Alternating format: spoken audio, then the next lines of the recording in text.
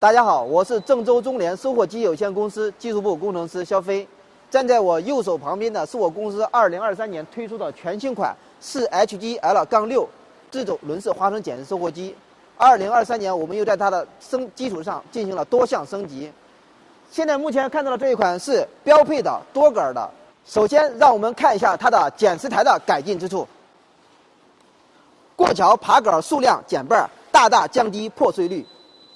摘果式采用切流加纵轴流脱力技术，未入通畅，效率高。切流滚筒轴头加粗至45，轴承座加挡草卡簧，防止缠草。纵轴流滚筒后部增加210轴承座，大大提高滚筒承载力。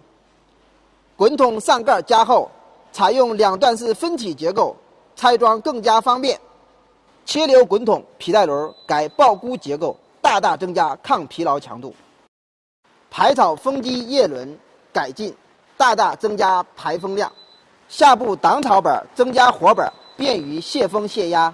风机壳上圆弧板加强，更加耐磨抗噪。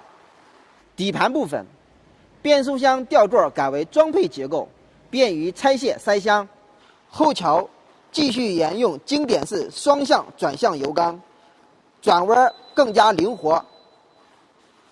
轻选部分加强裹脚笼壳体，更加耐用。抖动板折弯高度及间距加大，加快花生输送速度。另外，优化塞子结构，轻选更加干净。加粗报警弹簧。另外，送果风机壳增加出风口，送果风机壳活动板加大，优化塞风机壳前挡板，延长使用寿命。动力输出皮带轮结构改为法兰式装配式，拆解更加方便。发动机采用育才175马力发动机，采用 EGR 加 DOC 加 DPF 路线，不烧尿素。另外，可选装东方红发动机。中间轴轴头加粗至50，采用 UELFC 210轴承，大大增加承载力。发动机水箱采用大眼水箱，防止发动机高温。另外，毛刷风扇加大，强制除尘效果更佳，整体提高驾驶室密封性能。驾驶室底板采用加厚发泡海绵，大大提高驾驶舒适度。新款驾驶室玻璃采用双层夹胶玻璃，另外驾驶室左侧增加推拉窗。采用国式发动机后，升级仪表，增加北斗定位，智慧农机看得见。草箱部位后壁增加泄风口，草料更加干净。